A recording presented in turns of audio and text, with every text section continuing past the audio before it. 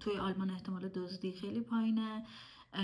حتی اگه اون چیزی که گم کردی روی زمین افتاده باشه، احتمالی که پیداش کنی حداقل توی شهر ما که اینطوره احتمالش خیلی زیاده. من توی این زمینه یه تجربه‌ای دارم و توی ایران هم یه تجربه دارم. تو آلمان از این قرار تجربهم که اون اوایل که اومده بودیم زمان کرونا بود، ما تمام پولمون رو ریخته بودیم روی کارت و رفته بودیم بیرون. شنبه عصر خرید داشتیم و موقعی که برگشتیم رسیدیم خونه، یه مقدار گذشت و متوجه شدیم که کارتمون نیستش. حالا جریان چی بود؟ جریان اینجوری هم بود که توی آلمان اصلا این مدلیه که شما وقتی میری خرید میکنی تا یه سقفی اصلا رمز نمیخواد، یعنی کارتو میکشی پول کسر میشه. یعنی اگه کسی اون کارت ما رو روی زمین پیدا میکرد خوش به حالش بود واقعا. ما استرس گرفتیم و اون تمام پولمون هم واقعا توی اون کارت بود. ما استرس گرفتیم که حالا چی کار بکنیم. زنگ زدیم بانک، کسی جواب نمیداد. بعد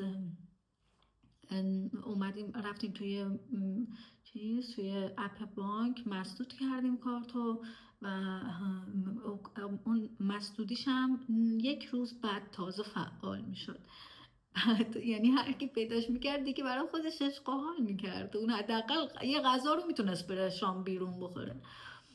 خب ما دیگه هیچ کاری نمیتونستیم بکنیم، همش یک شنبه رو همش استرس داشتیم دیگه. دوشنبه که شد، از طرفی هم کار من اون زمان واقعا یه شرایط استرسی بود برای ما، چون قرارداد کاری که من گرفته بودم با حالت تعلیق در اومده بود به خاطر کرونا. به من گفته بودن کارتون رو دیرتر شروع میکنین. ما اصلا مطمئن نبودیم کارم پیدا بکنم من، یعنی اون کار انجام بشه، بتونم کارمو شروع بکنم. خب بعد دوشنبه دیگه خیلی با استرس خوابیدیم و اینا. دوشنبه صبح من کرکره رو با مسئول باجه کشیدم بالا.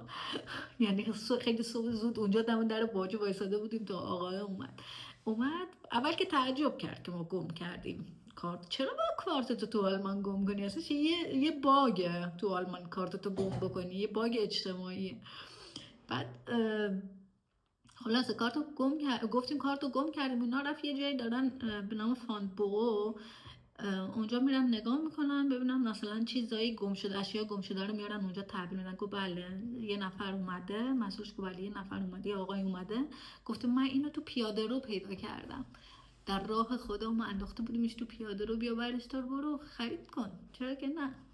خب خلاصه به خیر گذشت. حالا چی؟ کارت ما یه شبانه روز بیرون خونه داشت برای خودش ولگردی میکرد، کسی هم ازش چیزی بر نداشت. از اون ور رفتیم.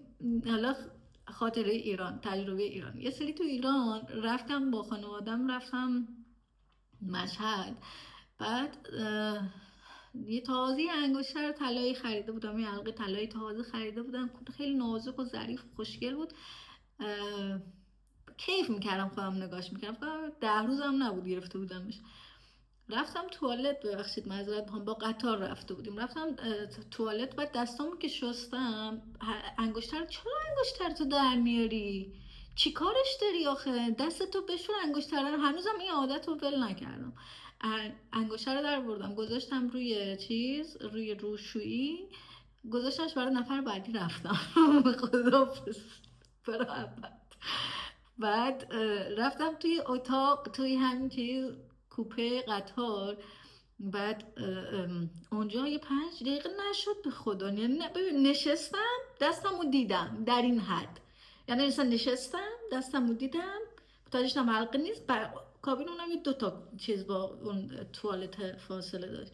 برگشتم اونجا، بعد نبودش، حلقه گم شد، در عرض 5 دقیقه دود شد.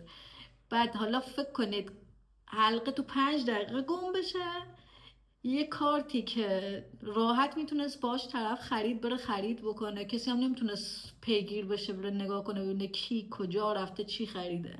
خیلی اینجا دوربین ندارن خیلی از مغازه ها تو آلمان، خاطر قانون حفاظت از اطلاعات دادای شخصی، قانون دوربین اصلا ندارن.